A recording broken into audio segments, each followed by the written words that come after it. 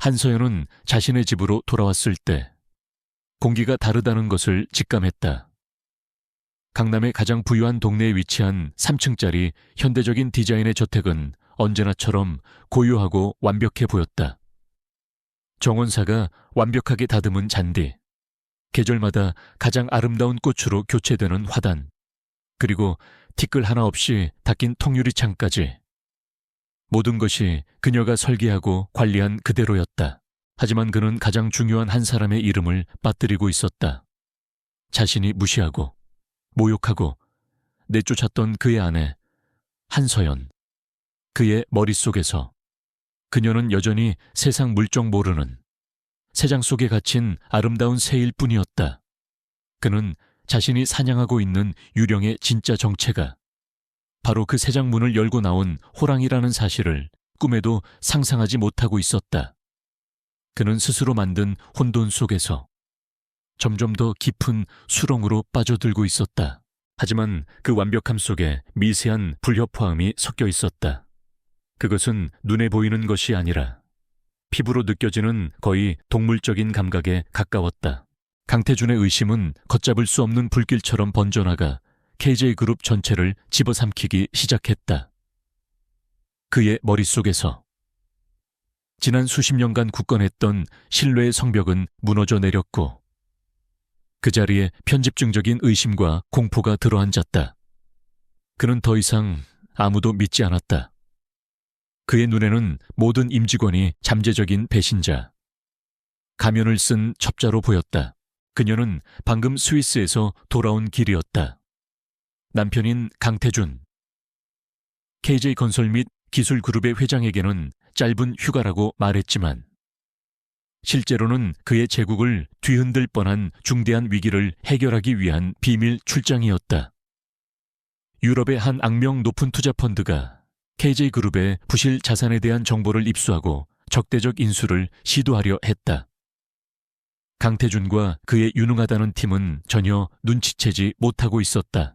그의 분노는 가장 먼저 그의 곁을 오랫동안 지켜온 충신들을 향했다. 그룹의 재무총괄 책임자인 윤성호 부사장은 강태준의 아버지 시절부터 30년간 KJ그룹에 몸담아온 산증인이었다. 그는 강태준이 어릴 때부터 그를 아들처럼 아꼈고 강태준 역시 그를 삼촌처럼 따랐다. 서연은 자신의 비공식적인 정보망을 통해 이 사실을 알게 되었고 남편의 그림자 속에서 조용히 움직였다. 그녀는 제네바로 날아가 펀드 책임자를 직접 만났고 단 48시간 만에 거래를 성사시켰다. 그녀는 그들이 가진 정보가 치명적이지만 동시에 낡은 정보라는 것을 논리적으로 증명했다. 그리고 KJ그룹의 미래 기술 가치를 담보로 한 새로운 공동투자 제안으로 그들의 탐욕스러운 마음을 돌려놓았다. 위기는 조용히 아무도 모르게 수면 아래로 가라앉았다. 하지만 지금 강태준의 눈에 그는 가장 유력한 용의자였다. 두바이 프로젝트의 비밀 자금 흐름과 이노셀의 내부 회계 자료에 모두 접근할 수 있었던 유일한 인물이었기 때문이다. 강태준은 자신이 얼마나 큰 위험에서 벗어났는지 그리고 그 모든 것을 해결한 사람이 바로 자신의 아내라는 사실을 평생 알지 못할 터였다. 이것이 지난 10년간 그녀의 역할이었다. 세상 사람들은 한서연을 그저 운 좋게 재벌과 결혼한 아름답고 우아한 여자로만 알았다. 사교계의 꽃, 완벽한 내조의 여왕. 하지만 진실은 달랐다. 그녀는 KJ그룹에 보이지 않는 설계자이자 그림자 속의 문제 해결사였다. 강태준이 밖에서 화려한 스포트라이트를 받을 때 그녀는 뒤에서 그의 길을 가로막는 모든 장애물을 제거했다. 그녀의 천재적인 분석력과 전략적 사고가 없었다면 KJ그룹은 벌써 몇 번이나 좌초했을 것이다. 말씀해 보시죠. 부사장님. 강태준은 자신의 집무실로 불려온 윤 부사장을 차갑게 쏘아보았다. 그의 책상 위에는 윤 부사장의 최근 통화 기록과 금융거래 내역이 펼쳐져 있었다. 최근 대양그룹의 윤 회장과 몇 번 통화하셨더군요. 그리고 따님 결혼 자금으로 쓰기에는 너무 큰 돈이 스위스 은행에서 송금되었습니다. 이걸 어떻게 설명하시겠습니까? 현관문이 소리 없이 열렸다. 집안은 늘 그렇듯 고요했다. 가사 도우미들은 정해진 시간이 되면 퇴근했고 이 거대한 집에는 보통 그와 그녀, 단둘만 남았다. 서연은 익숙하게 하이힐을 벗고 부드러운 실내화로 갈아 신었다. 거실 쪽으로 걸음을 옮기던 그녀의 발걸음이 순간 멈칫했다. 윤 부사장의 얼굴이 충격과 모욕감으로 굳어졌다. 회장님, 어떻게 저를 의심하실 수 있습니까? 윤 회장과의 통화는 업계 원로로서의 사적인 안부 전화였고 그 돈은 제가 수십 년간 모은 돈으로 해외 부동산에 투자했다가 돌려받은 제 개인 자산입니다. 평소 그녀가 정해놓은 위치. 사이드 테이블 위에 있어야 할 크리스털 와인잔 2개가 중앙의 대리석 테이블 위에 아무렇게나 놓여 있었다. 하나에는 값비싼 샤토 마고가 반쯤 남아 있었고 다른 하나에는 선명한 립스틱 자국이 찍혀 있었다. 그녀가 사용하는 코랄 핑크가 아닌 저속한 느낌의 체리 레드 색상이었다. 변명은 듣고 싶지 않소 강태준은 고함을 질렀다. 그의 이성은 이미 마비된 상태였다. 당신을 믿었던 내가 병신이었지. 당신, 오늘부로 해고야. 그리고 그룹에 끼친 손해에 대해 모든 법적 책임을 묻겠어. 당장 내 눈앞에서 꺼져. 그리고 공기 중에 떠도는 낯선 향수 냄새. 너무 달고 저렴한, 머리가 아파오는 향이었다. 그녀가 가장 싫어하는 종류의 향. 윤 부사장은 아무 말도 하지 않았다. 그의 눈에는 분노를 넘어선 깊은 슬픔과 연민이 담겨 있었다. 그는 한때 자신이 아꼈던 젊은 군주가 이제는 의심이라는 독에 취해 스스로를 파멸시키고 있는 모습을 고통스럽게 바라볼 뿐이었다. 그는 조용히 고개를 숙이고 집무실을 나갔다. 심장이 차가운 얼음물에 담가진 듯 쿵 하고 내려앉는 기분이었다. 하지만 그녀의 얼굴에는 어떤 감정도 드러나지 않았다. 수많은 위기 상황을 겪으며 단련된 그녀의 포커페이스는 완벽했다. 그녀는 숨을 죽였다. 그리고 소리의 근원지를 향해 카펫 위를 소리 없이 천천히 걸어갔다. 이 사건은 회사 전체에 엄청난 충격을 주었다. 강태준의 가장 충직한 신하마저 내쳐졌다는 사실에 다른 임직원들은 극심한 공포에 휩싸였다. 더 이상 누구도 강태준에게 직언을 하거나 그의 결정에 이의를 제기하려 하지 않았다. KJ그룹은 이제 완벽한 독재자의 왕국. 그러나 그 기반은 썩어 문드러지고 있는 모래성으로 변해가고 있었다. 거실 안쪽, 통유리창을 통해 서울의 야경이 그림처럼 펼쳐지는 곳. 그녀가 직접 이탈리아에서 공수해온 최고급 가죽으로 만든 거대한 흰색 소파가 있는 곳. 같은 시각 강태준이 벌이는 광기 어린 마녀사냥을 비웃기라도 하듯 서울의 한적한 골목에 위치한 작은 건물에서는 새로운 왕국이 조용히 세워지고 있었다. 테미스 컨설팅. 그리고 그녀는 보았다. 간판조차 눈에 잘 띄지 않는 이 작은 회사는 최근 몇 달 사이 월스트리트와 여의도 증권계에서 조용하지만 무서운 속도로 명성을 얻고 있었다. 정의의 여신이라는 이름에 걸맞게 그들은 비윤리적인 기업들을 공격하고 잠재력 있는 중소기업을 발굴하여 투자하는 것을 원칙으로 삼았다. 그들의 분석은 놀라울 정도로 정확했고 그들의 투자는 언제나 엄청난 수익률을 기록했다. 하지만 그 누구도 이 미스터리한 회사의 진짜 주인이 누구인지 알지 못했다. 자신의 남편 강태준이 한 여자와 뒤엉켜 있는 모습을 여자는 낯이 익었다. 요즘 한창 주가를 올리고 있는 신인 여배우 오수진, 드라마에서 청순하고 가련한 역할로 인기를 얻고 있는 바로 그 얼굴이었다. 하지만 지금 그녀의 얼굴은 욕망으로 상기되어 있었고 그녀의 가녀린 손은 태준의 셔츠를 단단히 움켜쥐고 있었다. 태준은 눈을 감은 채 여자의 목에 얼굴을 묻고 있었다. 사무실 내부는 고요하고 평온했다.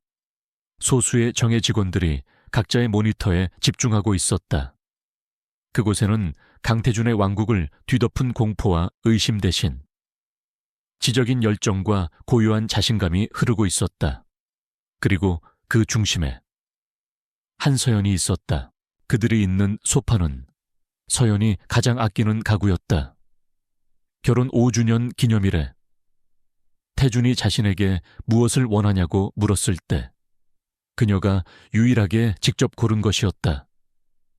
함께 이 소파에 앉아 영화를 보고 와인을 마시고 미래를 이야기하자던 약속의 상징이었다. 하지만 지금 그곳은 더럽고 추악한 욕망의 현장으로 변해 있었다. 그녀는 더 이상 쫓기는 자가 아니었다. 그녀는 이제 이 새로운 왕국의 여왕이자 보이지 않는 곳에서 거대한 판을 움직이는 인형술사 푸페티얼이었다. 순간 세상의 모든 소리가 사라졌다. 귀가 먹먹해지고 눈앞의 광경이 비현실적인 슬로우 모션 비디오처럼 보였다.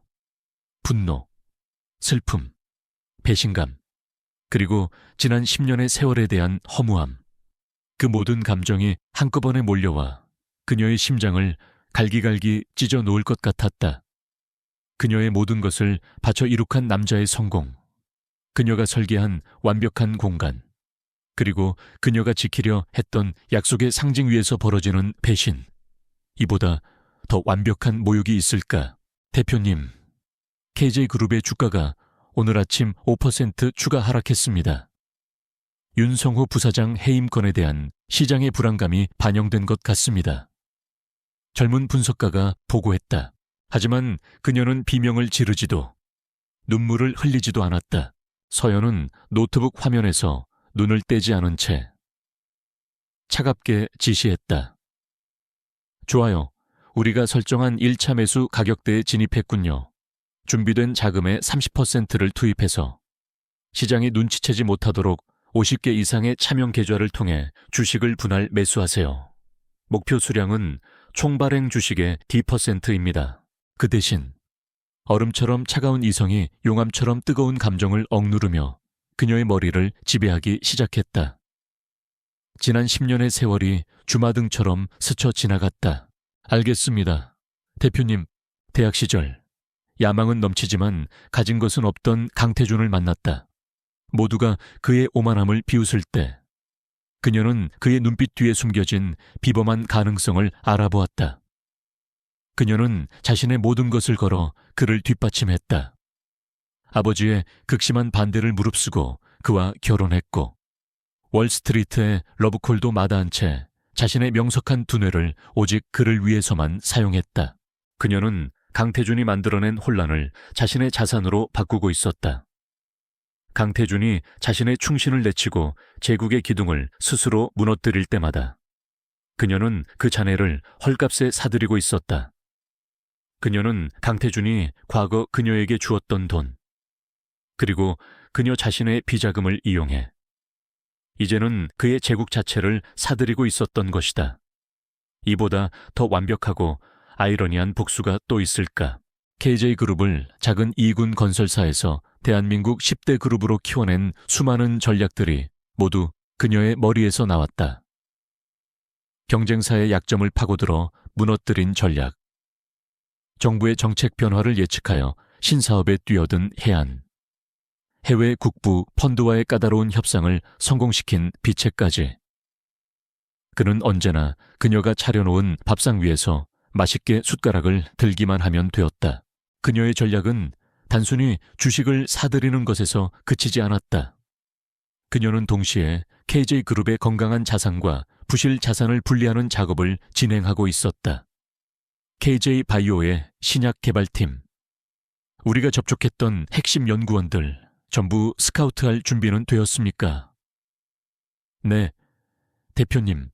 그들은 강태준 회장의 독단적인 경영에 환멸을 느끼고 있습니다. 우리가 더 나은 연구 환경만 제공한다면 언제든 옮길 준비가 되어 있다고 합니다. 그런데 그 결과가 이것인가? 자신의 헌신과 희생에 대한 보상이 자신이 가장 아끼는 공간에서 벌어지는 이 추잡한 불륜극인가? 좋아요. KJ 바이오의 주가가 최저점에 이르는 순간 우리는 연구원들을 빼내오고 동시에 그들의 부실 경영에 대한 보고서를 터뜨릴 겁니다. 그리고 우리가 설립한 페이퍼 컴퍼니를 통해 빈 껍데기가 된 KJ 바이오를 인수하는 거죠. 그녀는 조용히 소리 없이 뒤로 물러섰다. 소파에 있는 두 사람은 아직 그녀를 눈치채지 못했다.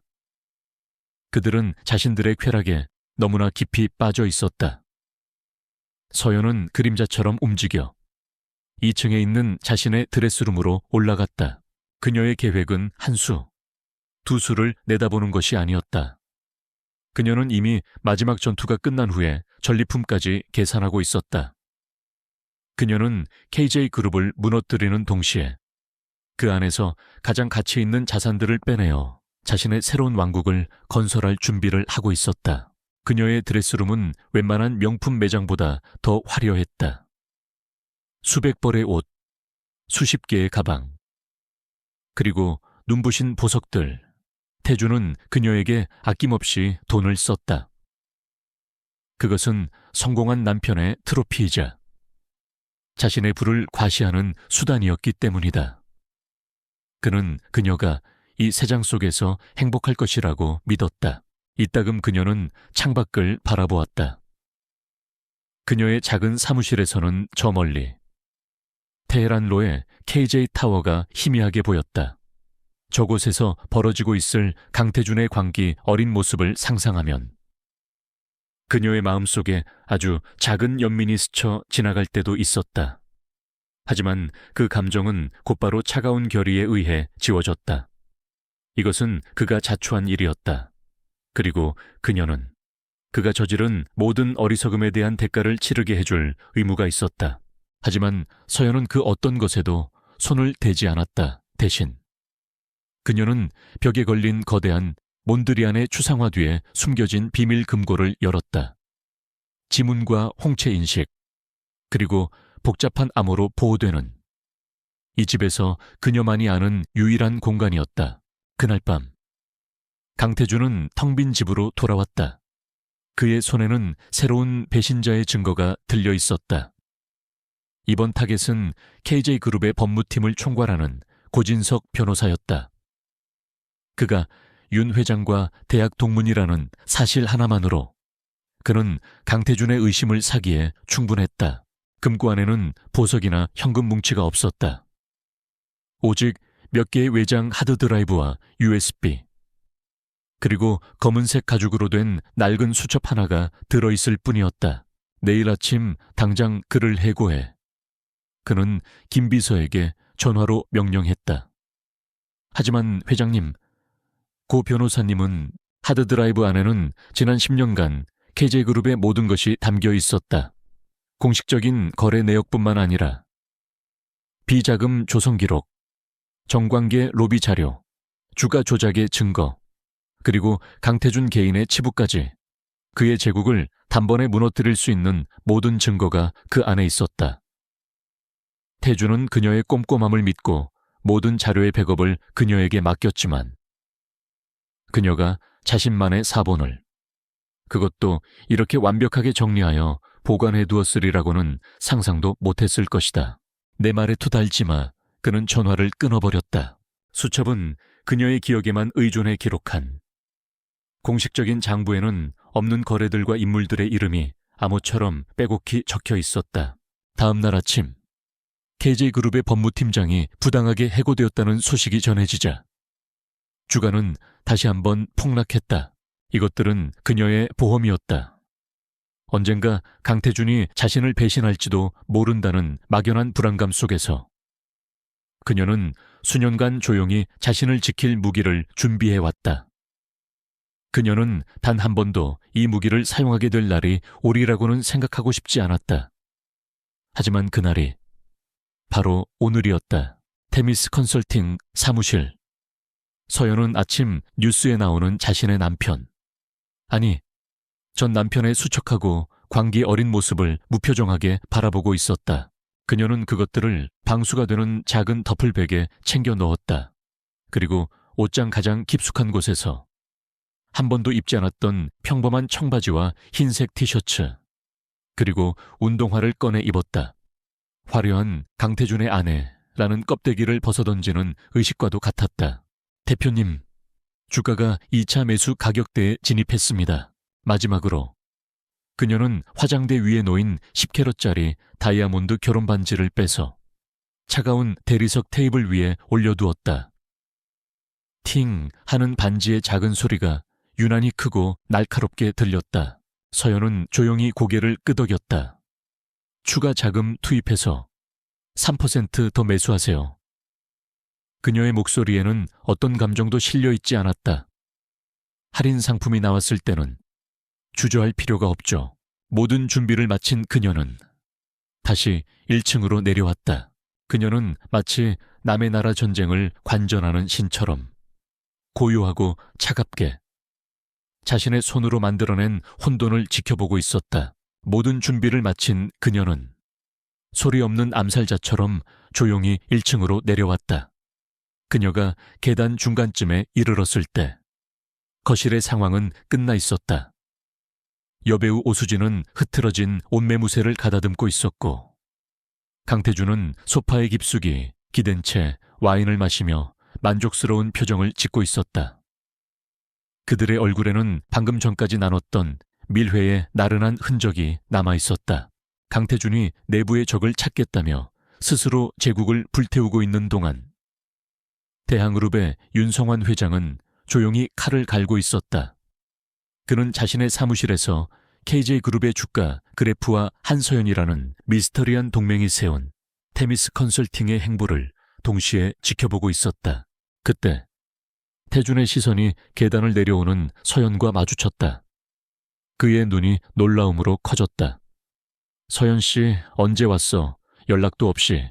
그의 노련한 눈에 판이 이상하게 돌아가고 있다는 것이 보였다. 강태준은 예상보다 훨씬 더 빠르고 어리석게 무너지고 있었다. 마치 누군가 그의 귀에 독을 속삭이기라도 하는 것처럼. 그는 연이어 최악의 술을 두고 있었다. 그리고 그가 헛발질을 할 때마다 테미스 컨설팅이라는 유령은 하이에나처럼 조용히 KJ그룹의 주식을 먹어치우고 있었다. 그의 목소리에는 당황한 기색이 역력했지만 이내 오만한 표정으로 바뀌었다. 그는 마치 아무 일도 없었다는 듯 오히려 예고 없이 나타난 그녀를 탓하는 듯한 태도를 보였다. 그는 자신의 잘못을 인정하는 대신 상황의 주도권을 쥐려 했다. 그것이 그의 방식이었다. 옆에 있던 오수진은 얼굴이 하얗게 질려 어쩔 줄 몰라 하며 두 사람의 눈치만 살피고 있었다. 강태준의 아내 한서연. 윤 회장은 서연과의 첫 만남을 떠올렸다. 그녀는 분명 복수를 원했지만 그녀의 눈빛은 복수심에 불타는 여자의 그것이 아니었다. 그 눈빛은 모든 것을 잃은 자의 절망이 아닌 모든 것을 계산하고 있는 냉철한 승부사의 눈빛이었다. 서연은 아무 말도 하지 않았다. 그녀는 두 사람을 그저 텅 빈 눈으로 바라보았다. 그 시선에 담긴 것은 경멸도, 증오도 아니었다. 그것은 완벽한 무관심이었다. 마치 길가의 돌멩이를 혹은 가구의 일부를 보는 듯한 눈빛, 그 눈빛 앞에서 태준의 오만함에 처음으로 균열이 가기 시작했다. 그는 직감했다. 그녀는 단순히 KJ그룹을 무너뜨리는 것에서 그치지 않을 것이다. 그녀는 그 잔해 위에서 새로운 왕국을 세울 계획을 하고 있었다. 자신은 그 계획에 이용당하는 장기말에 불과할지도 모른다는 불쾌한 예감이 그의 뇌리를 스쳤다. 그녀는 그들을 지나쳐 현관으로 향했다. 태준이 그제야 상황의 심각성을 조금이나마 깨달았는지 자리에서 벌떡 일어나 그녀의 팔을 붙잡았다. 잠깐, 어디가 지금 이게 무슨 태도야? 애송이 계집에게 판을 휘둘리게 둘 수는 없지. 서연은 처음으로 고개를 돌려 그를 바라보았다. 그녀의 목소리는 시베리아의 겨울 바람처럼 차가웠다. 이 손 놔. 윤 회장은 결심했다. 더 이상 기다릴 필요가 없었다. 강태준은 이미 치명상을 입었고 한서연이라는 변수는 더 커지기 전에 제거해야 했다. 지금이 바로 KJ그룹 전체를 집어삼킬 수 있는 일생일대의 기회였다. 그는 서연과의 비밀스러운 동맹을 깨뜨리기로 했다. 애초에 맹수들의 세계에서 약속이란 더 큰 먹잇감 앞에서 언제든 깨질 수 있는 얇은 거미줄에 불과했다. 단 3마디였지만 그 안에 담긴 냉기와 위압감의 태주는 순간적으로 손을 놓치고 말았다. 그는 한 번도 서연에게서 이런 모습을 본 적이 없었다. 늘 따뜻하고 순종적이며 자신의 그림자 안에 머물던 여자였다. 하지만 지금 그의 앞에 서 있는 것은 알 수 없는 힘을 가진 낯선 존재였다. 다음 날 아침, 대한민국 금융시장에 거대한 폭탄이 터졌다. 대한그룹이 KJ그룹에 대한 적대적 인수합병 M&A를 공식적으로 선언한 것이다. 당신 미쳤어. 지금 이 밤중에 어딜 가겠다는 거야. 일단 진정하고 무슨 이야기를. 윤 회장은 긴급 기자회견을 열어 추락하는 KJ그룹을 안정시키고 주주 가치를 보호하기 위해 경영권 인수에 나설 수밖에 없었다는 대의 명분을 내세웠다. 그의 말은 그럴듯했지만 그 본질은 상처 입은 사자의 숨통을 끊으려는 하이에나의 탐욕이었다. 서연이 그의 말을 잘랐다.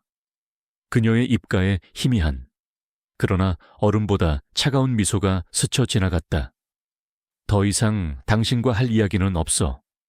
강태준 씨. 이 소식은 강태준에게는 사형 선고와도 같았다. 내부의 배신자를 찾기 위한 마녀 사냥으로 이미 회사가 만신창이가 된 상태에서 이제는 외부의 가장 강력한 적과 전면전을 치러야만 했다. 그는 자신의 집무실에서 뉴스를 보며 허탈하게 웃었다. 그녀는 태준을 씨라고 불렀다. 지난 10년간 단 한 번도 없었던 일이었다. 그것은 부부관계의 종결이자 한 인간으로서의 완벽한 단절을 선언하는 것이었다. 결국 이렇게 되는군. 서연은 더 이상 뒤돌아보지 않고 현관문을 열고 밖으로 나갔다. 칠흑 같은 밤 공기가 그녀를 맞았다. 문이 쾅 닫히는 소리가 거대한 저택 안에 무겁게 울려 퍼졌다. 그는 윤 회장의 공격이 자신이 벌인 내부 숙청 때문에 비롯되었다는 것을 어렴풋이 깨닫고 있었다. 자신의 편집증적인 의심이 만들어낸 공포 정치가 결국 적에게 침공의 빌미를 제공한 셈이었다. 그는 사방이 막힌 함정에 갇힌 꼴이었다. 집안에 남은 태주는 여전히 상황을 이해할 수 없다는 듯 멍하니 서 있었다. 옆에서 오수진이 불안한 목소리로 물었다. 회장님, 괜찮으세요 사모님? 저러다 다시 돌아오시겠죠? 그는 모든 내부 감사를 중단시키고 비상경영체제를 선포했다. 그리고 대한그룹의 공격으로부터 경영권을 방어하기 위한 처절한 싸움에 돌입했다. 하지만 그의 군대는 이미 내전으로 지쳐 있었고 성벽은 내부에서부터 허물어지고 있었다. 태주는 코웃음을 쳤다. 그는 방금 전의 충격에서 벗어나 다시 오만한 자신으로 돌아오려 애썼다. 그럼 갈 데가 어디 있다고, 며칠 안에 울면서 돌아와서 잘못했다고 빌걸. 세상 물정 모르는 여자야. 내가 없으면 하루도 못 버텨. 테미스 컨설팅 사무실. 직원들은 대한그룹의 적대적 M&A 선언 소식에 패닉에 빠졌다. 대표님, 큰일 났습니다. 대한그룹이 움직였습니다. 이대로라면 KJ그룹은 통째로 그들에게 넘어갈 겁니다. 우리의 계획은 그는 자신의 손안에 있던 새가 잠시 날아간 것뿐이라고, 곧 지쳐서 돌아올 것이라고 확신했다. 그는 자신이 잃은 것이 무엇인지 전혀 깨닫지 못하고 있었다. 자신이 걷어찬 것이 단순한 아내가 아니라 자신의 제국을 지탱하던 마지막 기둥이자 가장 강력한 무기였다는 사실을 젊은 분석가가 다급하게 외쳤다. 하지만 그는 말을 잇지 못했다. 자신의 보고를 듣고 있는 한서연의 얼굴 때문이었다. 그녀는 놀라거나 당황하기는커녕 오히려 모든 것을 예상했다는 듯이 너무나도 평온한 표정이었다. 그녀의 입에는 심지어 희미한 미소마저 걸려 있었다. 어둠 속으로 사라진 서연은 택시를 잡아탔다. 그녀는 눈물 한 방울 흘리지 않았다. 슬픔은 이미 가슴 속에서 차갑게 굳어버렸다. 이제 남은 것은 오직 냉철한 분노와 복수를 넘어선 탈환을 향한 강렬한 의지뿐이었다. 호랑이를 잡으려면 먼저 호랑이를 굴 밖으로 나오게 만들어야죠. 그녀가 나지막이 말했다. 윤 회장 같은 노련한 포식자는 상대가 죽었다고 확신하기 전까지는 절대 모습을 드러내지 않는 법입니다. 우리가 강태준을 충분히 흔들어 놓았기에 그가 마침내 움직인 겁니다. 그녀의 머릿속에서는 이미 거대한 계획이 그려지고 있었다. 강태준이 자신의 모든 것을 걸고 쌓아 올린 그 오만한 성. 그녀는 자신의 손으로 직접 그 성의 주인을 바꿀 것이다. 파괴는 어리석은 자들의 방식이다. 진정한 승리는 적의 모든 것을 빼앗아 자신의 것으로 만드는 것이다. 그녀는 생각했다. 저 제국은 나의 아이디어와 전략으로 지어졌다. 그러니 본래 주인인 내가 되찾는 것이 마땅하다. 직원들은 그녀의 말을 이해할 수 없었다. 하지만 이대로라면 저희가 매수한 주식도 위험해지는 것 아닙니까? 그녀의 분노는 단순한 치정의 문제가 아니었다. 그것은 자신의 인생과 재능, 그리고 10년의 세월을 바쳐 이룩한 창조물을 무능하고 부도덕한 통치자에게서 되찾으려는 창조주의 결의였다. 아니요. 서연이 고개를 저었다. 이제부터가 진짜 기회입니다. 그녀는 메인 스크린에 새로운 전략도를 띄웠다. 지금까지는 워밍업이었습니다. 이제부터는 두 마리의 거대한 맹수가 서로의 숨통을 끊기 위해 모든 것을 걸고 싸우게 될 겁니다. 강태준은 경영권을 지키기 위해, 윤 회장은 경영권을 빼앗기 위해 천문학적인 자금을 쏟아부으며 주식 매입 전쟁을 벌이겠죠. 택시는 서울의 심장부를 가로질러 잠실로 향했다. 어디로 모실까요? 롯데 월드타워, 시그니엘 서울 호텔로 가주세요. 그녀의 레이저 포인터가 격렬하게 요동치는 KJ그룹의 주가 그래프를 가리켰다. 그들의 싸움이 치열해질수록 KJ그룹의 진짜 가치는 땅에 떨어지고 주가는 롤러코스터를 타게 될 겁니다. 그리고 그 혼란 속에서 사람들은 우리가 조용히 움직이는 것을 눈치채지 못할 겁니다. 그들이 서로를 물어뜯으며 피를 흘리는 동안 우리는 어부지리를 취하는 겁니다. 대한민국에서 가장 높고 가장 호화로우며 가장 보안이 철저한 곳. 아이러니하게도 그 호텔의 VVIP 리스트 최상단에는 그녀와 강태준의 이름이 함께 적혀 있었다. 하지만 그녀는 그 이름을 사용하지 않을 것이다. 오늘 밤 그녀는 한서연이라는 이름의 유령으로 존재할 것이었다. 그녀의 계획은 처음부터 강태준 하나만을 노린 것이 아니었다. 그녀는 윤 회장의 탐욕과 배신까지 모두 계산해 넣고 더 큰 판을 그리고 있었던 것이다. 그녀는 두 마리의 호랑이를 싸우게 만들어 지치게 한 뒤 마지막에 나타나 모든 것을 차지할 생각이었다.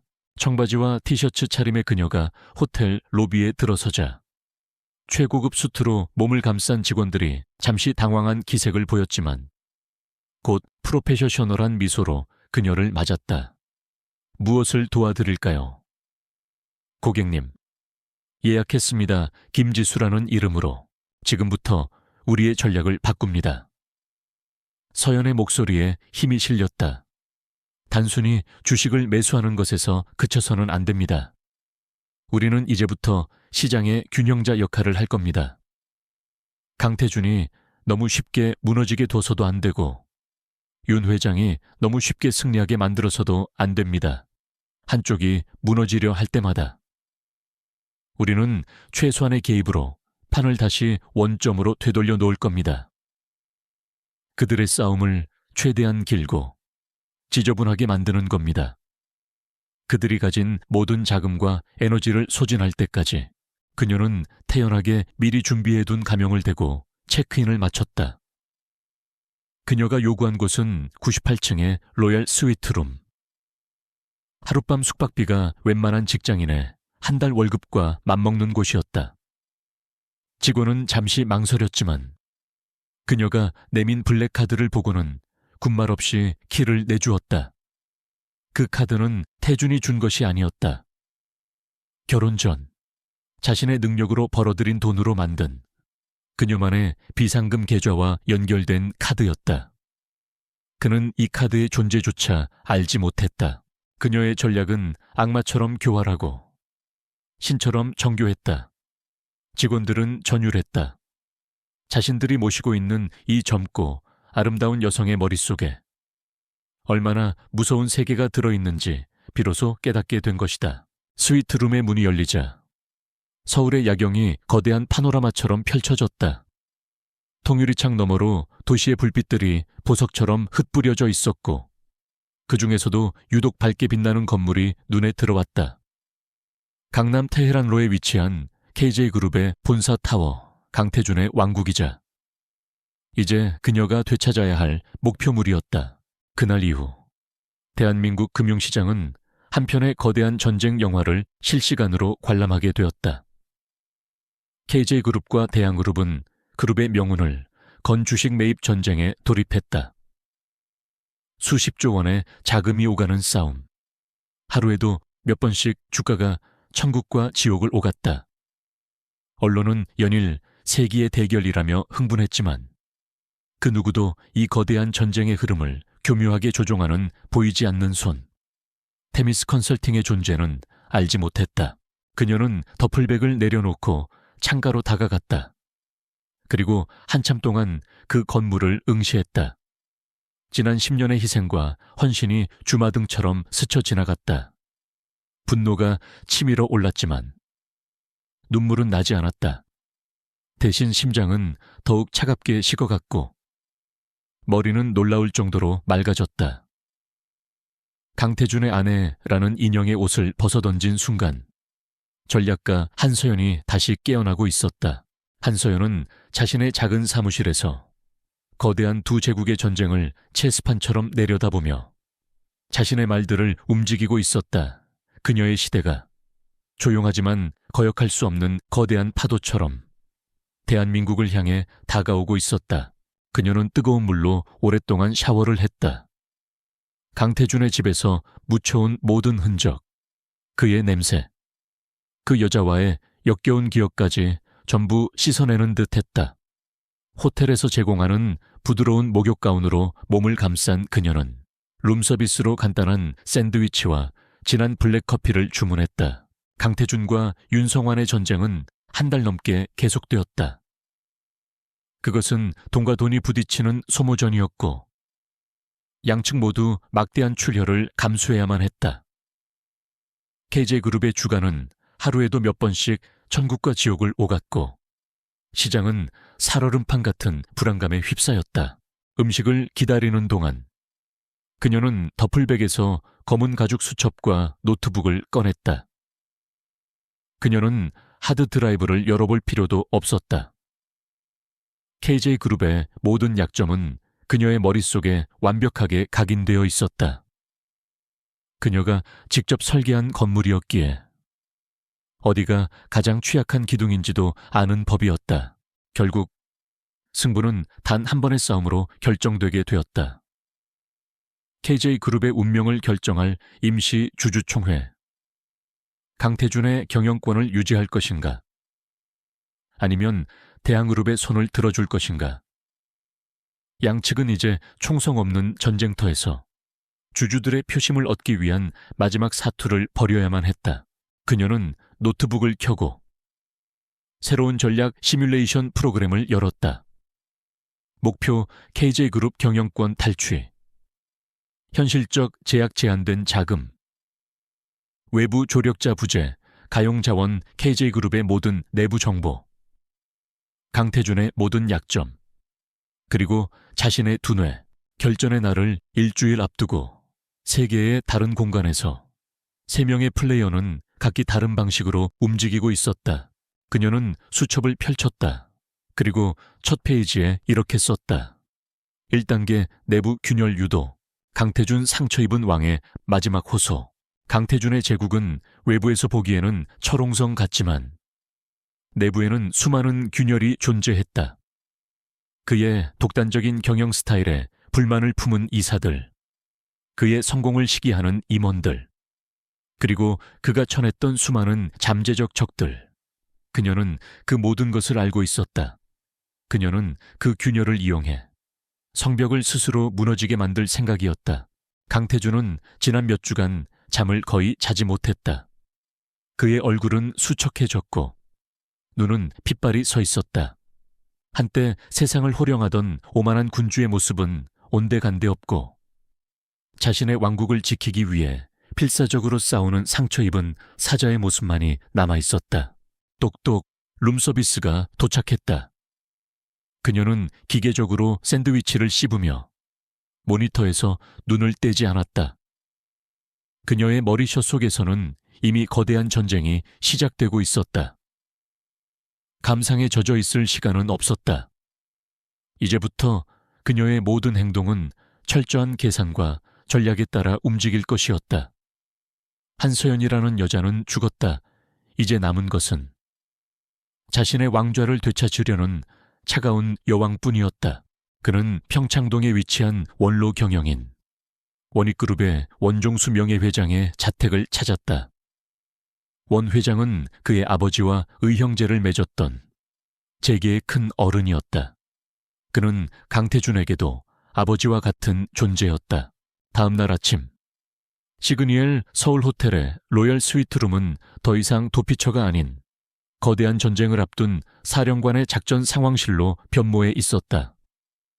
한서연은 밤새 한숨도 자지 않았다. 그녀의 앞에는 노트북 3대와 여러 개의 태블릿 PC가 펼쳐져 있었고 화면에는 KJ그룹의 지배 구조, 재무 상태, 그리고 주가의 실시간 흐름이 복잡한 그래프와 숫자로 떠 있었다. 무슨 일로 이 늙은이를 다 찾아왔나?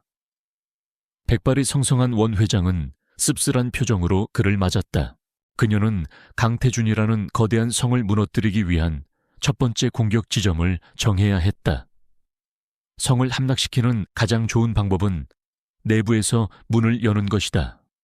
하지만 지금 그녀는 성 밖에 쫓겨난 몸, 외부의 힘을 빌려 성벽에 균열을 내고 그 혼란을 틈타 내부의 동조자를 만들어야만 했다.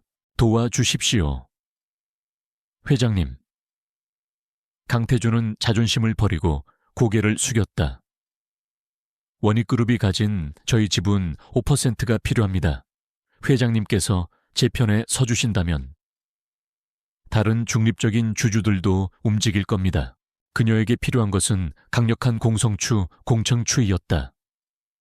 KJ그룹의 성벽을 뒤흔들 수 있을 만큼 강력하고 강태준을 향한 깊은 적개심을 가진 인물.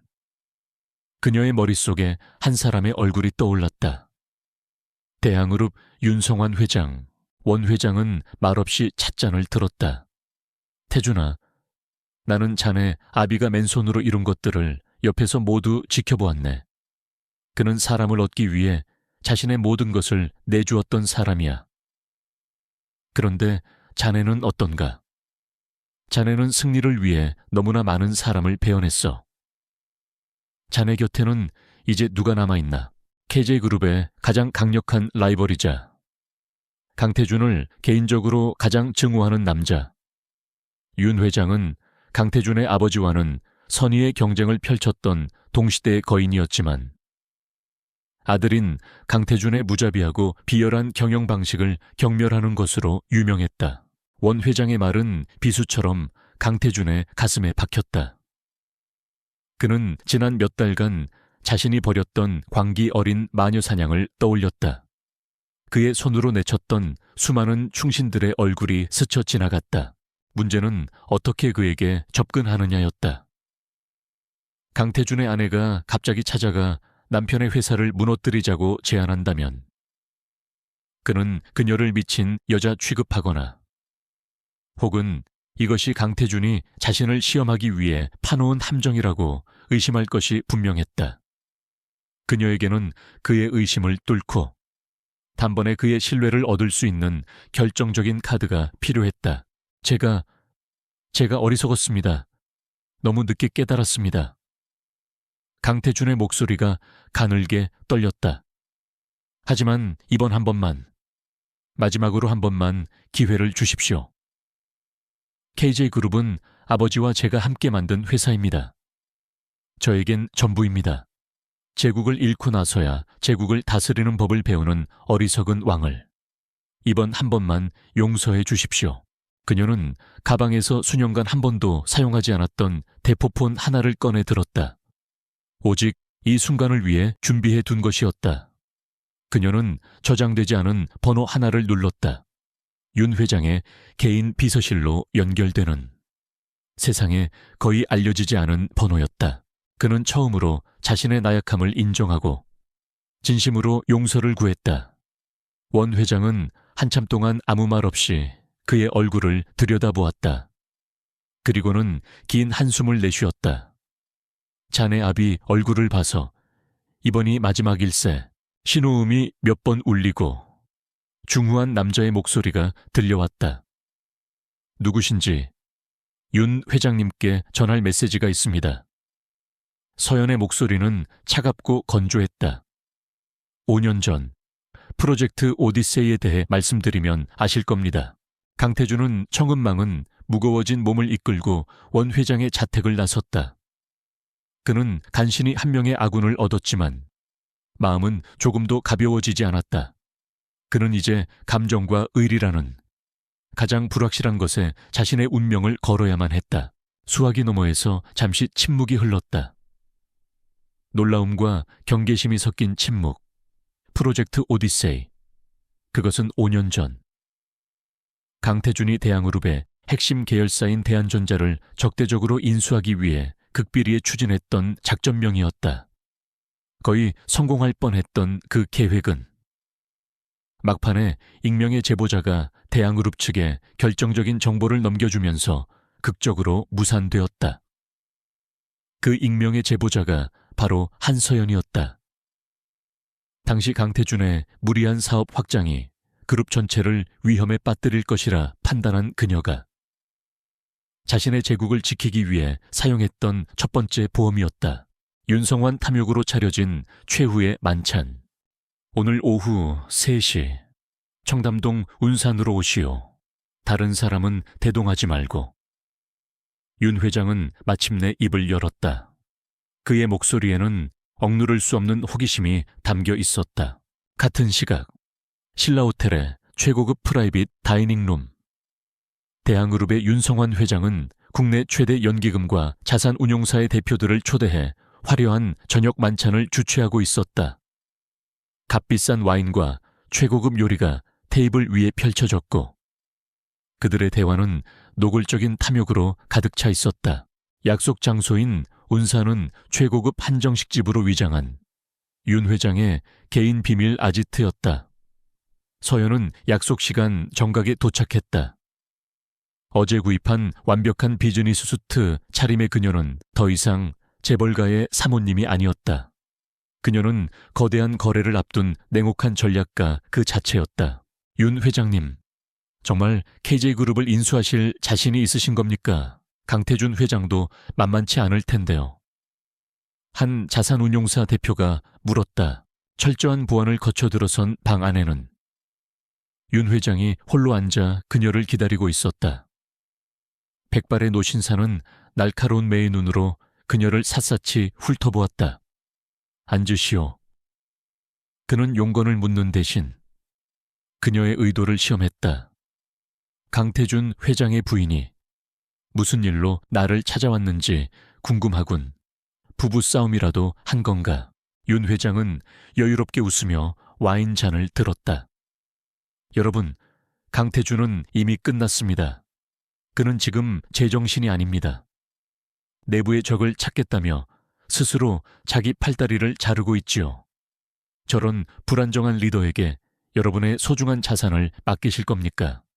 그는 좌중을 둘러보며 말을 이었다.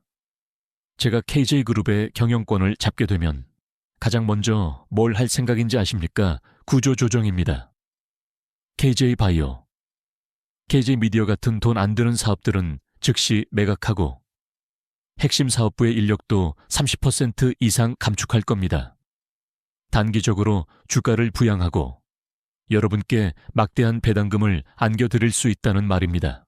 싸움은 이미 끝났습니다. 서연이 담담하게 대답했다. 이제 남은 것은 전쟁뿐입니다. 그녀의 대답에 윤 회장의 눈이 가늘어졌다. 그래서 남편에게 복수라도 하고 싶어서 나를 찾아온 건가? KJ그룹의 내부 정보를 넘겨주기라도 하겠다는 건가? 그의 말에 몇몇 펀드 대표들의 눈이 빛났다. 그들에게 기업의 미래나 직원들의 생계 따위는 중요하지 않았다. 오직 단기적인 수익률만이 그들의 유일한 관심사였다. 복수는 감정적인 자들의 어리석은 노름입니다. 저는 사업을 제안하러 왔습니다. 회장님, 서연은 가방에서 보안 처리된 노트북을 꺼내 테이블 위 모니터에 연결했다. 저는 강태준을 몰락시키고 KJ그룹의 경영권을 차지할 생각입니다.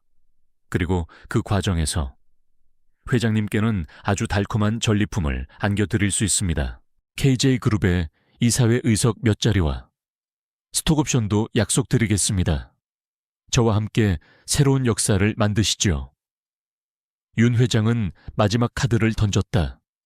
그의 제안은 거부할 수 없을 만큼 달콤하고 유혹적이었다. 그는 주주들의 이성이나 명분이 아닌 가장 원초적인 욕망인 탐욕에 호소하고 있었다. 만찬이 끝날 무렵 그는 이미 절반 이상의 우호 지분을 확보했다는 것을 확신했다. 그녀의 당돌한 선언에 윤 회장은 헛웃음을 터뜨렸다. 허허, 재미있는 농담이군. 강태준의 아내가 남편의 회사를 뺏겠다. 당신 혼자서. 무엇으로? 한서연 데이터로 설득하는 조용한 혁명가. 저 혼자가 아닙니다. 회장님의 도움이 필요합니다. 서연은 모니터에 KJ그룹의 조직도를 띄웠다. 그리고 그 위에 거미줄처럼 복잡한 선들을 그리기 시작했다. 강태준의 제국은 지금 심각한 내부 균열을 겪고 있습니다. 저는 그 균열을 이용해 그의 권력을 내부에서부터 붕괴시킬 계획입니다.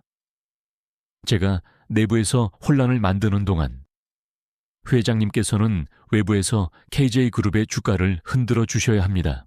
그리고 또 다른 곳, 테미스 컨설팅의 작은 사무실.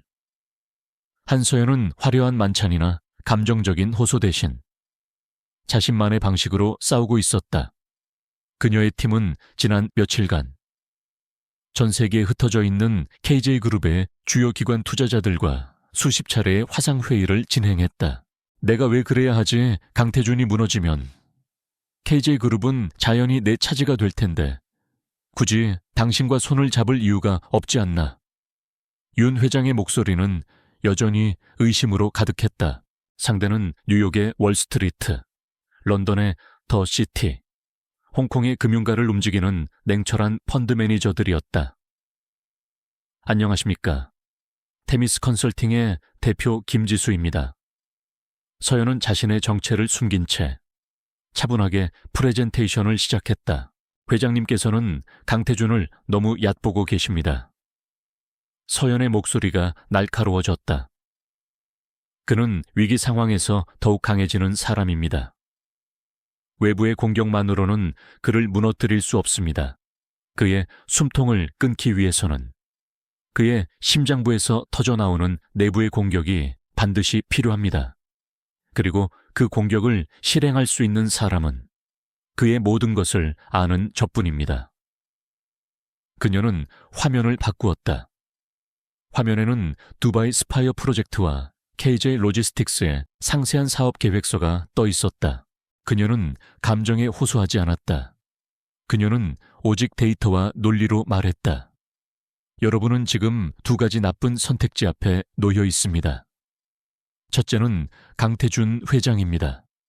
그는 지난 몇 달간의 위기 대응 과정에서 리더로서의 자질을 완전히 상실했음을 스스로 증명했습니다. 둘째는 대한그룹의 윤성환 회장입니다. 그의 제안은 단기적으로는 달콤해 보이지만 장기적으로는 KJ그룹의 미래 성장 동력을 모두 팔아치워 회사를 빈 껍데기로 만드는 전형적인 약탈적 기업 사냥입니다.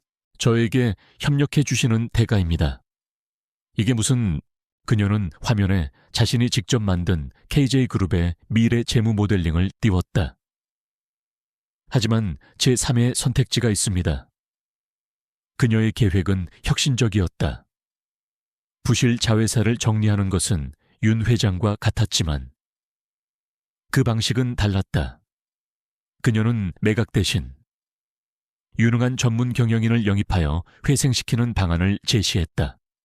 그리고 단기적인 주가 부양을 위한 구조 조정 대신 핵심 기술에 대한 R&D 투자를 2배로 늘려 장기적인 성장 기반을 다지겠다는 비전을 보여주었다. 제가 KJ그룹의 경영권을 잡게 되면 현재 KJ건설이 추진 중인 두바이 프로젝트의 사업권을 대한그룹에 넘기겠습니다. 또한 알짜배기 자회사인 KJ로지스틱스를 시장가보다 30% 저렴한 가격에 인수하실 수 있도록 해드리죠. 회장님께서는 피 한 방울 묻히지 않고 수조 원의 이익을 얻게 되실 겁니다. 착하. 여러분이 저희 테미스 컨설팅의 제안을 지지해 주신다면 KJ그룹은 향후 5년간 연평균 15% 이상의 안정적인 성장을 이룰 수 있습니다.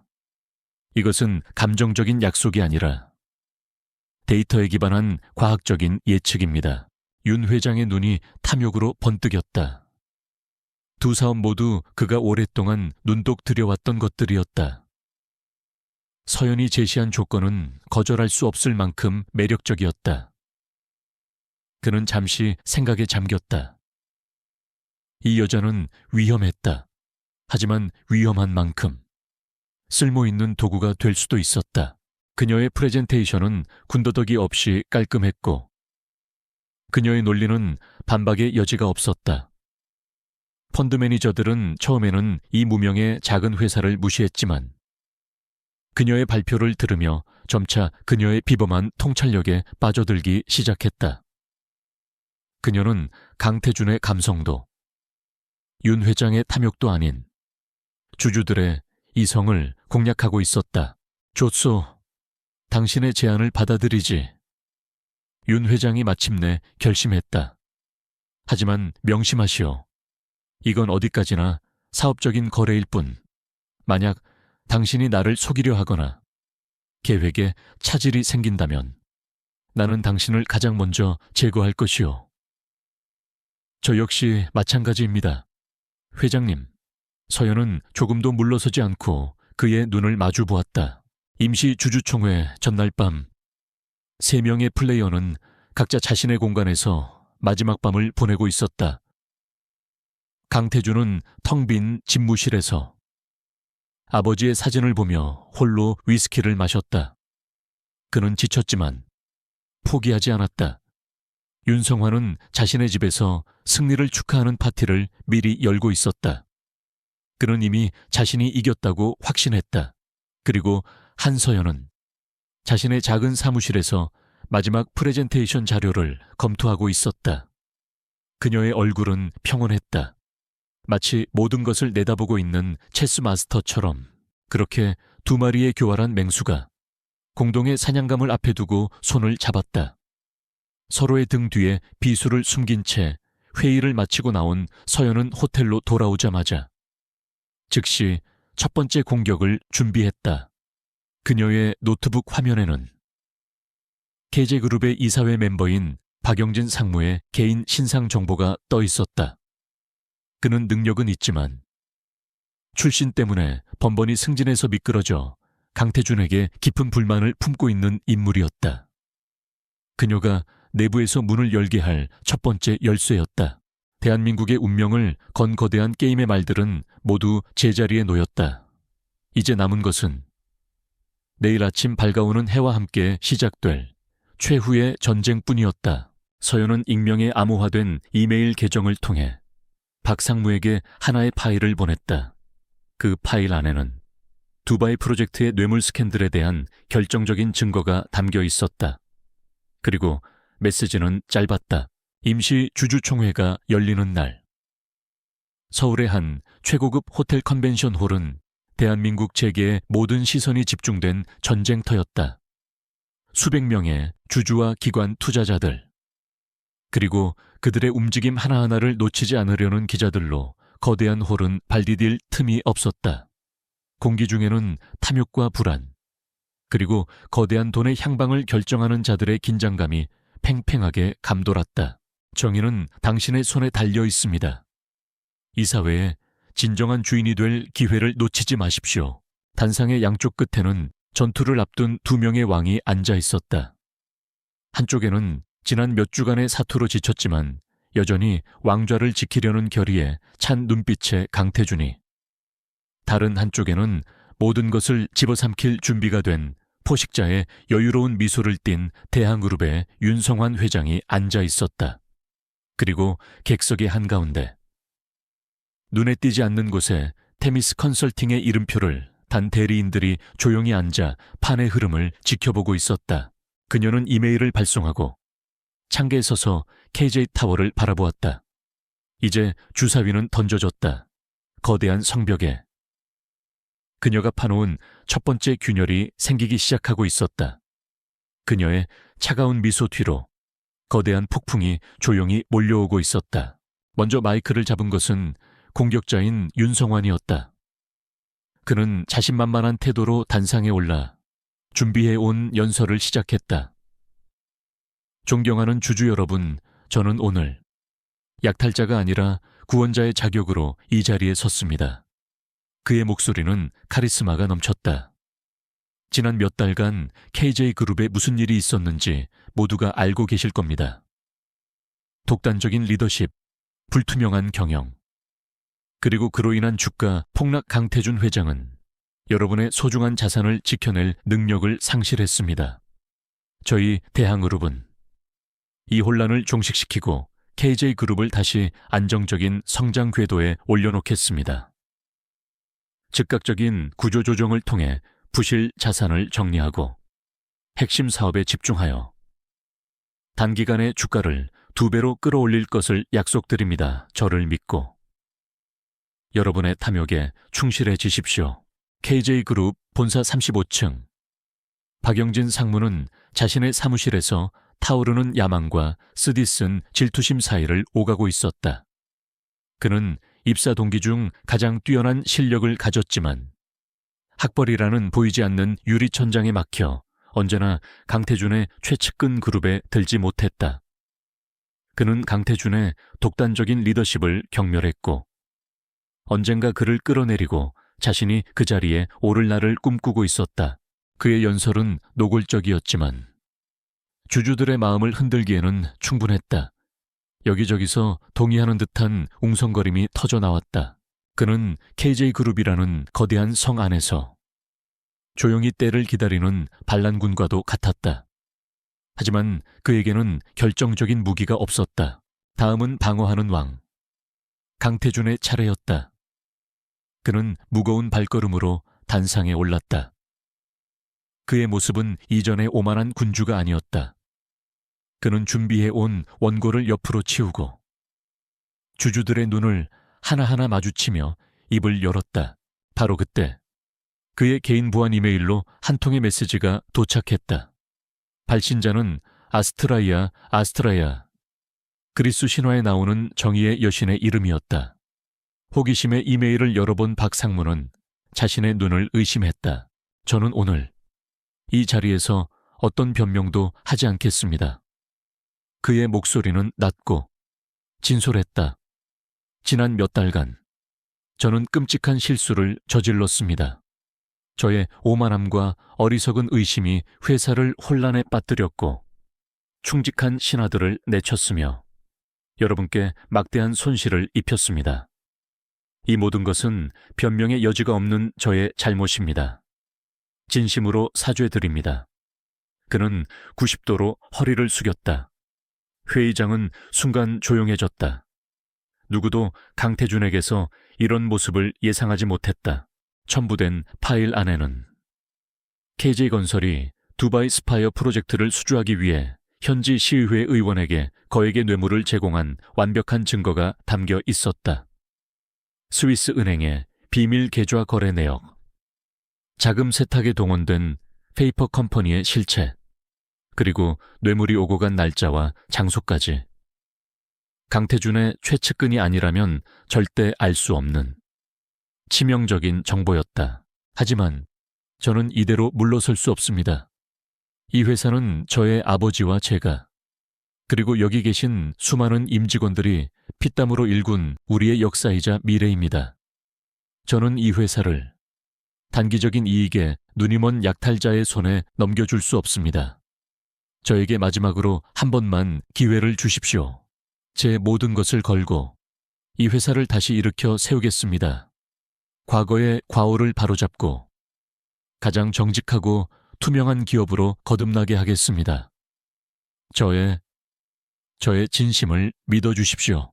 이메일의 내용은 짧고 강렬했다. 정의는 당신의 손에 달려 있습니다. 이 사회의 진정한 주인이 될 기회를 놓치지 마십시오. 그의 연설은 투박했지만 진심이 담겨 있었다. 몇몇 원로 주주들의 눈시울이 붉어졌다. 판세는 다시 안개 속으로 빠져들었다.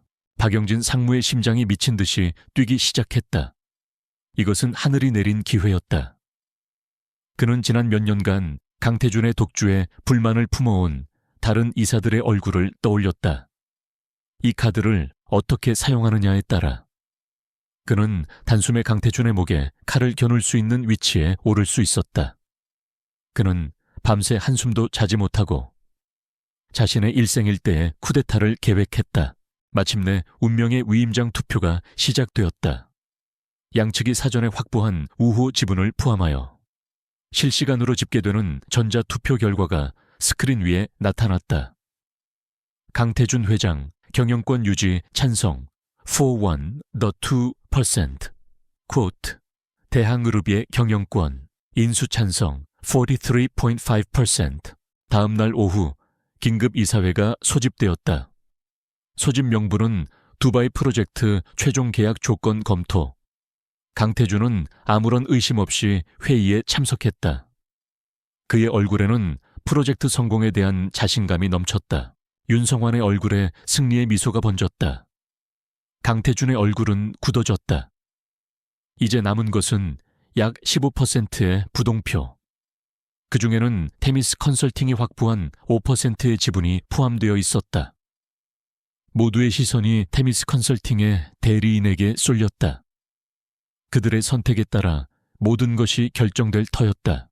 회의가 시작되고 강태준이 장밋빛 미래에 대해 열변을 토하던 순간 박영진 상무가 조용히 손을 들었다. 회장님, 드릴 말씀이 있습니다. 무슨 일인가? 박 상무, 지금은 의장이 최종 투표를 선언하려는 바로 그 순간이었다.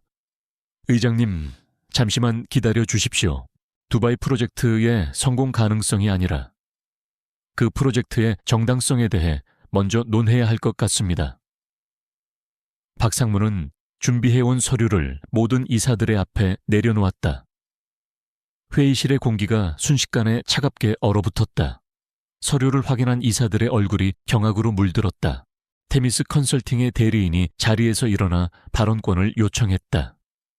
최종 투표에 앞서 저희 회사의 실제 소유주께서 주주 여러분께 직접 드릴 말씀이 있다고 하십니다. 이게 다 뭔가 강태준이 서류를 집어던지며 고함을 질렀다. 그의 얼굴은 분노로 붉게 달아올라 있었다. 박 상무, 지금 나를 모함하는 건가? 이따위 조작된 자료로 감히 회의장이 다시 술렁였다.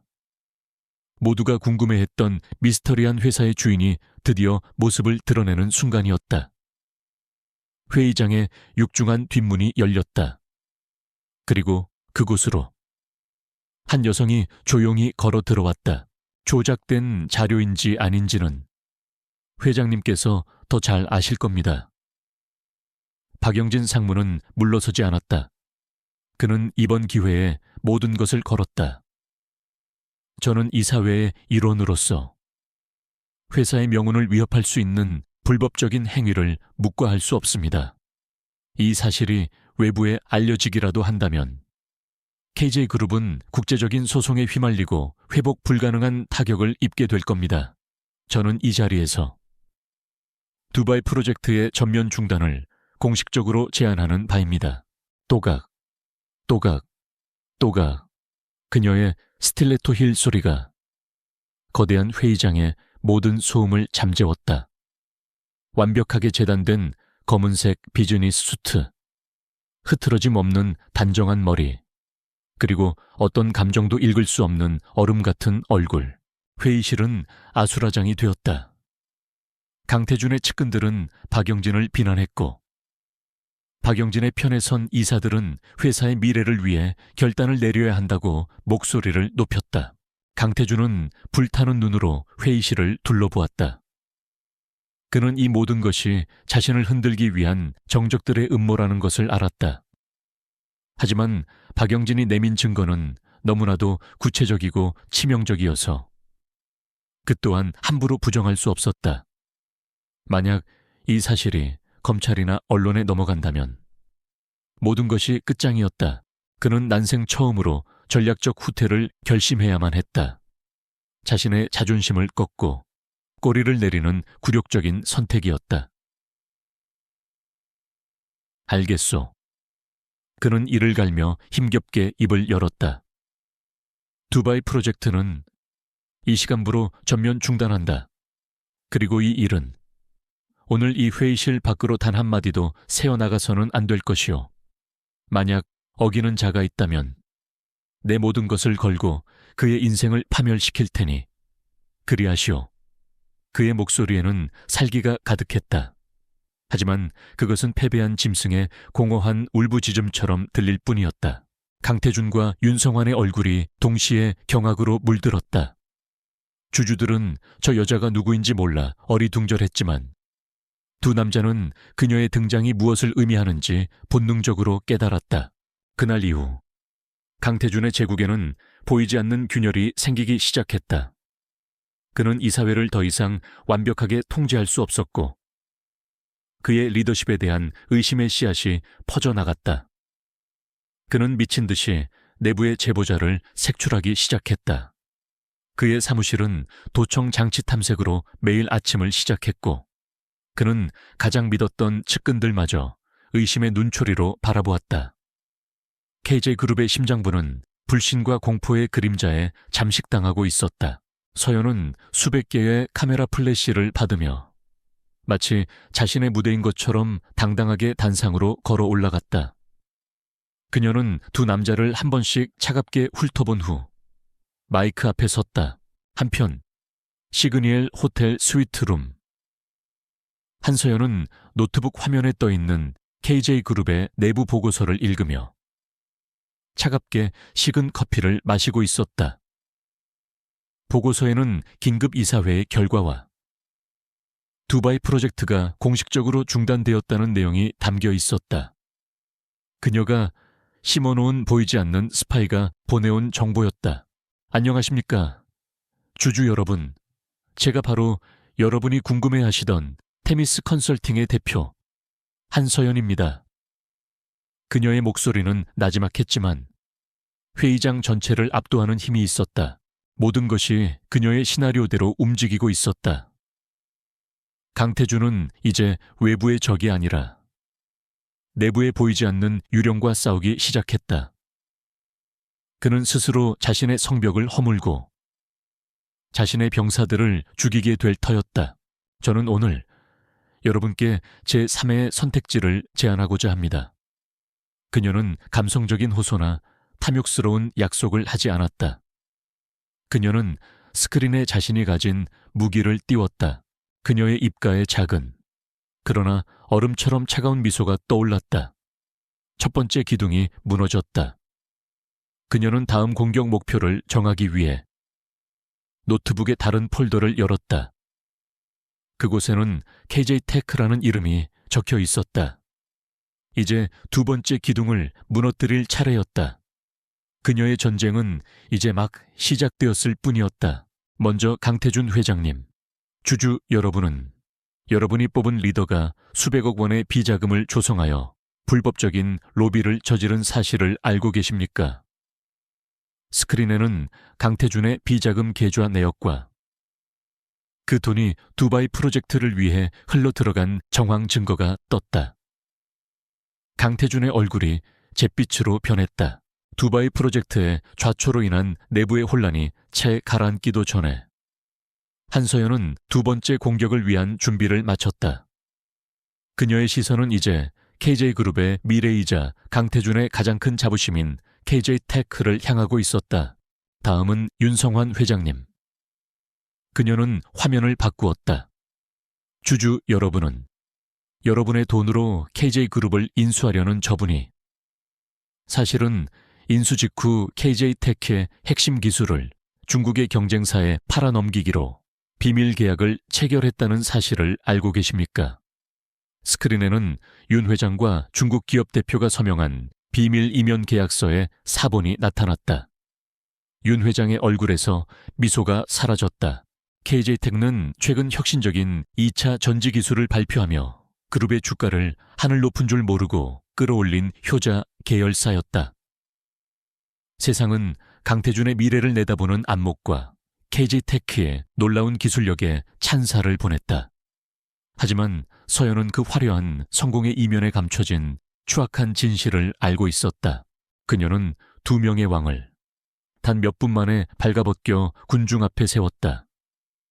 주주 여러분, 한 명은 무능하고 부도덕하며 다른 한 명은 탐욕스럽고 배신을 일삼는 약탈자입니다. 이 두 사람 중 누구에게 여러분의 미래를 맡기시겠습니까? 그 기술은 KJ-테크의 독자 개발이 아니었다. 2년 전 강태준이 적대적 인수를 통해 헐값에 흡수한 작은 스타트업 이노셀의 기술을 그대로 훔친 것이었다.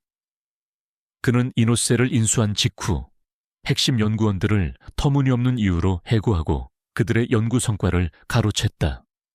법적으로는 완벽하게 마무리된 인수였지만 도덕적으로는 명백한 약탈이었다. 회의장은 완벽한 침묵에 휩싸였다. 주주들은 충격과 배신감에 아무 말도 하지 못했다. 서연은 호텔 스위트룸에서 미국 샌프란시스코에 위치한 한 로펌과 화상 통화를 연결했다. 그 로펌은 실리콘밸리에서 가장 공격적이고 승률이 높기로 유명한 지적재산권 전문 로펌이었다. 저는 여러분께 약속합니다. 서연의 목소리에 힘이 실렸다.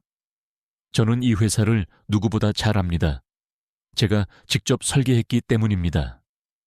저에게 KJ그룹을 맡겨주신다면 저는 이 회사의 썩은 부분을 모두 도려내고 가장 투명하고 가장 효율적이며 가장 강력한 기업으로 재탄생시킬 것입니다. 이것은 저의 복수가 아닙니다. 이것은 무너진 것을 바로 쓰려는 건축가의 약속입니다. 자료는 확인하셨습니까? 미스터 해밀턴. 네, 미세스 김. 놀라울 정도로 완벽한 자료더군요. 이 정도 증거라면 승리는 거의 확실합니다. 화면 너머의 백발이 성성한 변호사가 감탄하며 말했다. 미세스 김은 서연이 사용하는 가명이었다. 그녀의 연설이 끝났다. 잠시 동안의 정적, 그리고 이내 회의장 곳곳에서 박수 소리가 터져 나오기 시작했다. 그것은 처음에는 작았지만 점점 더 커져서 거대한 파도처럼 회의장 전체를 뒤덮었다. 제가 원하는 것은 단순한 승리가 아닙니다. 서연의 목소리는 차가웠다. 저는 KJ그룹에 회복 불가능한 타격을 입히고 강태준 회장의 명예를 실추시키길 원합니다. 소송은 반드시 미국 연방법원에 제기해야 하며 월스트리트 저널과 블룸버그에 이 사실이 대서특필되도록 만들어 주십시오. 의장이 떨리는 목소리로 최종 투표를 알렸다. 결과는 불을 보듯 뻔했다. 강태준과 윤성환의 얼굴에는 절망과 패배의 그림자가 짙게 드리워져 있었다. 한서연은 단상 위에서 그 모든 것을 무표정하게 내려다보고 있었다. 체크메이트, 게임은 끝났다. 고객님의 뜻대로 처리하겠습니다. 하지만 해고된 연구원들을 설득하는 것이 관건이겠군요. 그들은 KJ그룹을 상대로 소송을 벌이는 것을 두려워할 겁니다. 의장의 최종 투표 결과 발표는 사실상 승전보를 확인하는 절차에 불과했다. 총 의결권 주식의 72, 3%의 압도적인 찬성으로 테미스 컨설팅이 제안한 한서연 후보를 KJ그룹의 새로운 이사회 의장으로 선임하는 안건이 가결되었음을 선포합니다. 그 부분은 걱정하지 마십시오. 그들에게는 정의를 되찾을 명분과 평생 만져보지 못할 돈을 함께 쥐어주면 됩니다. 인간은 그 두 가지 유혹 앞에서는 언제나 약한 법이니까요. 의장의 선언이 끝나는 순간 거대한 회의장은 잠시 동안의 정적에 휩싸였다. 사람들은 방금 자신들의 눈앞에서 벌어진 대한민국 재계 역사상 가장 극적인 쿠데타를 미처 실감하지 못하는 듯했다. 이내 기자석에서부터 시작된 엄청난 카메라 플래시와 함성이 파도처럼 회의장 전체를 뒤덮었다. 통화가 끝난 후 서연은 자신이 보관하고 있던 하드드라이브에서 이노셀의 전 대표이자 핵심 연구원이었던 차승환 박사의 연락처를 찾아냈다. 그녀는 자신의 대리인을 통해 그에게 접근했다. 모든 스포트라이트가 단상 위에 홀로 선 한서연에게 쏟아졌다. 그녀는 울지도 웃지도 않았다. 그저 고요하고 차가운 눈으로 자신의 발 아래 펼쳐진 새로운 왕국을 내려다볼 뿐이었다. 서울 변두리의 작은 치킨집. 한때 촉망받던 과학자였던 차승환 박사는 이제 기름때 묻은 앞치마를 두르고 닭을 튀기고 있었다. 강태준에게 모든 것을 빼앗긴 후 그는 깊은 절망에 빠져 세상과 등을 지고 살아가고 있었다. 패배한 두 왕의 퇴장은 초라했다. 강태준은 텅 빈 눈으로 허공을 응시했다. 그는 아무 말도 하지 않았다. 아니, 할 수 없었다. 그의 세상은 완전히 파괴되었다. 그는 유령처럼 자리에서 일어나 쏟아지는 기자들의 질문과 카메라 세례를 뚫고 회의장을 빠져나갔다. 한때 대한민국 경제를 호령하던 거인의 마지막 모습은 모든 것을 잃고 추방당하는 폐위된 왕의 모습 그 자체였다. 그때 가게 안으로 최고급 정장을 입은 낯선 남자가 들어왔다. 그는 자신이 미국 로펌의 대리인이라고 소개하며 차 박사에게 서류 봉투 하나를 내밀었다. 이게 뭡니까?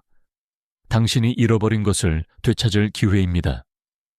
박사님, 윤성환 회장은 분노로 온몸을 떨었다. 그는 고함을 지르며 이 모든 것이 사기극이라고 외쳤지만 아무도 그의 말을 들어주지 않았다. 성난 주주들은 그를 둘러싸고 배신자라고 비난했다. 평생에 걸쳐 쌓아 올린 그의 명성과 재국은 그의 탐욕으로 인해 단 몇 시간 만에 재가 되어 흩어졌다. 늙은 맹수는 결국 자신보다 더 젊고 교활한 맹수에게 사냥당한 것이다. 봉투 안에는 KJ테크를 상대로 한 소송의 초안과 그들이 확보한 내부 증거 자료들이 담겨 있었다. 그리고 맨 위에는 익명의 후원자가 소송 비용 전액과 승소 시 받게 될 보상금의 2배에 달하는 금액을 선지급하겠다는 파격적인 제안서가 놓여 있었다. 한서연은 단상에서 내려왔다. 그녀가 걸음을 옮기자 모세의 기적처럼 사람들 사이에 길이 열렸다. 방금 전까지 그녀의 정체를 몰라 수군대던 주주들은 이제 경애와 두려움이 뒤섞인 눈으로 그녀를 바라보며 길을 터주었다. 차승환 박사의 손이 가늘게 떨렸다. 지난 2년간 억눌러왔던 분노와 억울함이 다시 들끓기 시작했다. 그는 KJ그룹이라는 거대한 골리앗과 싸우는 것을 두려워했다. 하지만 이 익명의 후원자는 그에게 다윗의 돌팔매를 쥐어주고 있었다. 그는 더 이상 망설일 이유가 없었다. 그녀는 승자의 연설을 하지 않았다. 대신 임시 의장 자격으로 간결하게 첫 번째 명령을 내렸다. 내일 오전 9시 KJ타워 38층에서 새로운 이사회를 소집하겠습니다. 모든 이사들께서는 참석해 주시기 바랍니다. 오늘 회의는 이것으로 마치겠습니다. 그녀의 목소리에는 새로운 지배자의 권위가 서려 있었다. 며칠 후 미국 캘리포니아 북부 연방지방법원 차승환 박사를 포함한 이노셀의 전 연구원들이 KJ그룹과 강태준 회장을 상대로 영업비밀 침해 및 지적재산권 절도 혐의로 천문학적인 액수의 손해배상 청구 소송을 제기했다. 그녀가 회의장을 빠져나와 KJ타워로 향하는 동안 세상은 격변하고 있었다. 강태준과 윤성환의 몰락, 그리고 미스터리한 여왕의 등극, 이 소식은 실시간으로 전 세계에 타전되었고 KJ그룹의 주가는 오히려 폭등하기 시작했다. 시장은 강태준의 불안정한 리더십과 윤성환의 탐욕 대신 한서연이라는 새로운 존재가 가져올 안정성과 혁신에 베팅하기 시작한 것이다. 이 소식은 월스트리트를 통해 전 세계로 퍼져나갔다. 블룸버그 통신은 K테크 신화의 어두운 이면이라는 제목으로 이 사건을 대서특필했다. 기사는 서연이 제공한 자료를 바탕으로 KJ테크의 기술이 약탈의 결과물이라는 의혹을 강하게 제기했다. KJ타워 로비에 그녀가 도착했을 때 수천 명의 직원들이 침묵 속에서 그녀를 기다리고 있었다. 그들은 로비 양쪽으로 길게 늘어서서 새로운 주인이 된 그녀가 지나갈 때 약속이라도 한 듯 일제히 허리를 숙였다. 그들의 눈에는 불안감과 함께 어쩌면 하는 희미한 기대감이 섞여 있었다. 결과는 즉각적이고 파괴적이었다. 혁신 기업의 상징이었던 KJ테크의 이미지는 하루아침에 기술 도둑으로 추락했다. 해외 투자자들이 무섭게 KJ 주식을 팔아치우기 시작했고 주가는 폭락했다. 두바이 프로젝트의 실패로 휘청이던 KJ그룹은 두 번째 치명타를 맞고 완전히 무너져 내리기 시작했다. 서연은 그 누구에게도 눈길을 주지 않았다. 그녀는 오직 앞만 보고 당당하게 로비를 가로질렀다. 그리고 마침내 오직 회장만이 사용할 수 있는 전용 엘리베이터 앞에 섰다. 그녀가 다가서자 엘리베이터 문이 소리 없이 열렸다. KJ그룹 본사 법무팀 사무실. 강태준은 책상 위를 주먹으로 내리치며 괴성을 질렀다. 대체 저들이 어떻게 그 내부 자료를 손에 넣은 거야? 엘리베이터는 그녀를 태우고 제국의 심장부, 가장 높은 곳으로 올라가기 시작했다. 유리를 통해 보이는 서울의 풍경이 빠르게 발 아래로 멀어져 갔다. 그녀는 자신의 모습을 비추는 유리벽을 응시했다. 그 속에는 더 이상 과거에 유약하고 순종적인 한서연은 없었다. 오직 자신의 힘으로 운명을 쟁취해낸 차갑고 강인한 여왕의 모습만이 존재했다. 그의 앞에는 미국에서 긴급히 보내온 소송 자료들이 흩어져 있었다. 소장에 담긴 증거들은 너무나도 정확하고 구체적이어서 변명의 여지조차 없어 보였다. 그것은 회사 내부, 그것도 M&I 과정의 가장 깊숙한 곳까지 들여다볼 수 있었던 인물이 아니라면 절대 확보할 수 없는 자료들이었다. 띵! 엘리베이터가 마침내 최상층에 도착했다. 문이 열리자 익숙하면서도 낯선 공간이 그녀를 맞았다. 강태준의 집무실. 그녀가 지난 10년간 수없이 드나들었던 곳. 하지만 단 한 번도 주인으로서 발을 들여본 적은 없었던 곳. 내부에 첩자가 있어. 두바이 건도 그렇고 이번 일도 그렇고 모든 정보를 빼돌리는 쥐새끼가 숨어 있어. 사무실은 거대하고 화려했으며 그리고 텅 비어 있었다. 아직 강태준의 희미한 향수 냄새와 그의 오만함의 흔적들이 공기 중에 남아있는 듯했다. 그녀는 사무실 중앙을 가로질러 주인을 잃은 거대한 책상으로 다가갔다. 그가 앉았던 가죽 의자에 손을 얹었다. 차가운 가죽의 감촉이 손끝으로 전해졌다. 그의 머릿속은 온통 의심으로 가득 찼다. 그는 이제 누구도 믿을 수 없었다. 이사회는 물론 자신의 최측근들까지 그의 눈에는 모두 잠재적인 배신자로 보였다. 그의 이성은 마비되었고 피해망상적인 분노가 그의 모든 판단을 지배하기 시작했다. 그리고 그녀는 마침내 그 의자에 앉았다. 그녀의 몸이 의자에 완벽하게 맞춰진 듯 편안했다. 마치 이 자리가 처음부터 그녀의 것이었던 것처럼 그는 즉시 그룹 감사실에 특별 명령을 내렸다. 이노셀 M&A에 관여했던 모든 임직원들을 조사해 통신 기록, 금융거래 내역, 사적인 만남까지 샅샅이 뒤져서 첩자를 색출해내 그녀는 책상 위에 놓인 태블릿 PC를 켰다. 화면에는 KJ그룹의 모든 것을 통제할 수 있는 최고 관리자 시스템이 떠 있었다. 그녀는 망설임 없이 자신의 지문을 등록하고 홍채를 스캔하여 시스템의 새로운 주인이 되었다. 강태준의 모든 권한은 삭제되었다. 회사는 다시 한번 공포의 도가니에 빠졌다.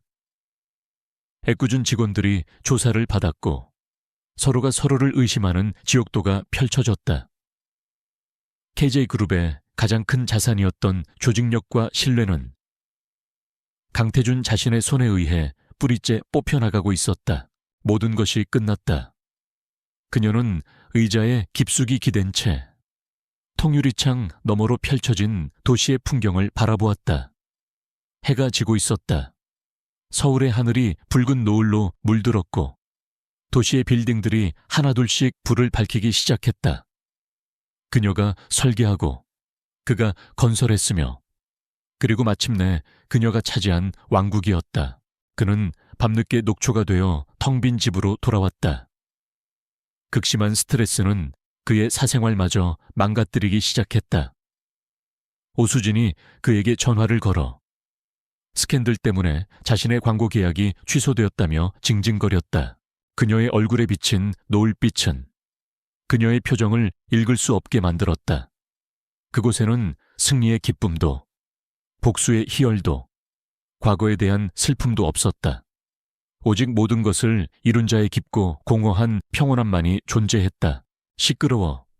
태준이 버럭 소리를 질렀다. 지금 그깟 광고가 문제야. 당신 같은 재수없는 여자가 꼬이니까 회사까지 이 모양 이 꼴이잖아. 당장 내 눈앞에서 꺼져. 그는 전화를 끊어버렸다. 화려했던 불륜의 로맨스는 추악한 현실 앞에서 산산조각났다. 그녀는 이겼다. 그녀는 자신의 왕국을 되찾았다. 하지만 이 거대한 집무실 안에서, 이 도시의 가장 높은 곳에서 그녀는 완벽하게 혼자였다. 그녀의 승리를 함께 기뻐해 줄 사람도, 그녀의 고독을 위로해 줄 사람도 없었다. 그는 혼자 남아 거친 숨을 몰아쉬었다. 모든 것이 엉망이었다. 사방이 적이었다. 그는 마치 모든 것을 알고 있는 유령과 싸우고 있다는 공포에 휩싸였다. 자신의 모든 비밀, 모든 약점을 꿰뚫어보는 전지전능한 존재, 그것이 그녀가 치른 대가였다. 그녀는 자신의 손으로 직접 과거를 파괴하고 자신의 두뇌로 미래를 쟁취했다. 그녀는 더 이상 누군가의 아내도 복수의 화신도 아닌 자기 운명의 유일한 주인이자 새로운 제국의 여왕이 되었다. 그는 서재의 거대한 보드 앞에 섰다. 그리고 자신의 적들의 이름을 적기 시작했다. 대항그룹 윤 회장, 내부의 배신자 박상무, 그리고 이제는 정체불명의 익명의 후원자까지. 그는 적들의 관계도를 그리며 이 모든 공격의 배후를 찾으려 애썼다. 창밖의 야경은 그 어느 때보다 아름답게 빛나고 있었다. 수많은 불빛들이 마치 새로운 여왕의 대관식을 축하하는 듯 반짝였다. 서연은 그 풍경을 가만히 내려다보았다. 그녀의 진짜 인생, 그리고 그녀의 고독한 통치는 이제부터가 시작이었다. 한서연이었다.